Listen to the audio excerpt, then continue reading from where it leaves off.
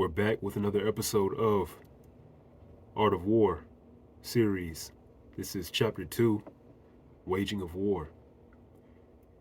And I'll be referring back to my website, narrativesofthefuture.data.blog, where you can find other articles and ideas and chapters pertaining to Sun Tzu's Art of War. Now, Art of War, Waging of War. Here we discuss the importance of efficiency in your efforts and the conservation of resources. Also, we'll touch on why you, as a general, should always retain your own independent resources. When it comes to business and finance, this chapter can give great advice on how to maintain and thrive with success.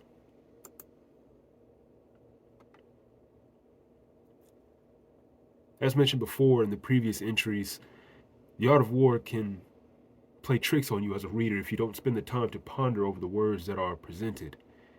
What comes to mind when you say waging war? More than likely you think of full-on combat, pillaging homes and taking prisoners, which, on the contrary, Sun Tzu presents us with a more economical, even financial approach to the affairs of a campaign. The word wages has several definitions. One being the ability for a person to carry on in a certain endeavor. The other being the payment received for, or the earned income based on the amount of production due to labor. Here, we will be covering both definitions. Time is money. This is an old saying that is very true and can be read in different ways. If you get paid by the hour, then it would be in your favor to stay on the clock as long as possible. If you work in an environment that pays on commission, then you may want to be done as quickly as possible so you can move on to the next job. Sun Tzu says, in war, victory should be swift. If victory is slow, men tire, morale sags, sieges exhaust strength, protracted campaigns strain the public treasury. Substitute victory for money in business, and you can immediately see the benefit of doing your work swiftly. Being swift, working productively, and making the best use of your time will ensure that your other affairs are well kept also. Morale is something that should always be kept up with just as much as the bottom line. It is a currency that allows you to use the men at your disposal for as long as possible. If their happiness and well-being is maintained, that means the work won't be compromised. This goes for your own well-being also. It's no surprise that when you are healthy, fit, and happy, work output increases. Skipping ahead a few pages, we go to, in chariot fighting, when more than 10 enemy chariots are captured, the man to take the first should be rewarded. One of the best ways to keep up morale is through rewards. Friendly competition can be a great way to ensure everyone gives their best every day. As an individual, having something to look up to or having a goal set for you to reach helps you stay on track and give your best as well. When it comes to waging war or running your own business, there are certain requirements that must be met in order to maintain, stay afloat, and succeed in what you do. One of the first requirements you should have as a general, because we are all generals of our own lives, all generals to the people who look up to us. It is to know that you're doing what you're doing and to know what game you are playing.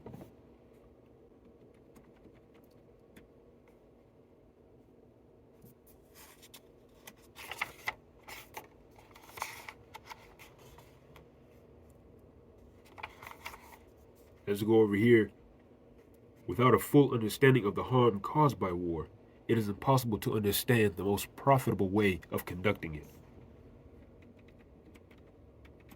How do you gain a full understanding of the harm caused by war? Whatever your war is, the route to understanding can only be taken down a few paths. When I was a child, my mother told my brother not to touch the stove because it was hot. My brother, being a child, did not listen and touched the stove anyway, burning his hand. If he didn't think the stove was hot when she told him, he definitely knew it then. As a bystander, seeing him in pain, I sort of felt that pain as well and could fully understand that the stove was hot. You can learn from watching others, but you'll never get a full understanding until you actually experience it yourself. Working for yourself means relying on yourself. You may do work for others, but it is your efforts and your skill that make people want to do business with you. Sun Tzu says, "The skillful warrior never conscripts troops a second time, never transports provisions a third. He brings equipment from home, but forages off the enemy, and so his men have plenty to eat." This is one of my favorite quotes out of The Art of War, and there is much to unravel within this short maxim. Not having to conscript troops or transport provisions more than once is due to proper planning and resource management.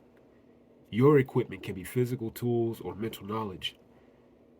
Foraging from the enemy is you learning from others, receiving payment from others, or any other thing that you gain outside of yourself that can enrich you. This is a quick overview of Chapter 2, Waging War. This is a very important chapter, one that should be read over and over and should be looked through and contemplated on. Be sure to check out our website, narrativesofthefuture.data.blog, where you can find more articles and ideas and chapters pertaining to the art of war. Also, on YouTube, check out our channel, Narratives of the Future. Also, NOF Talks on YouTube as well.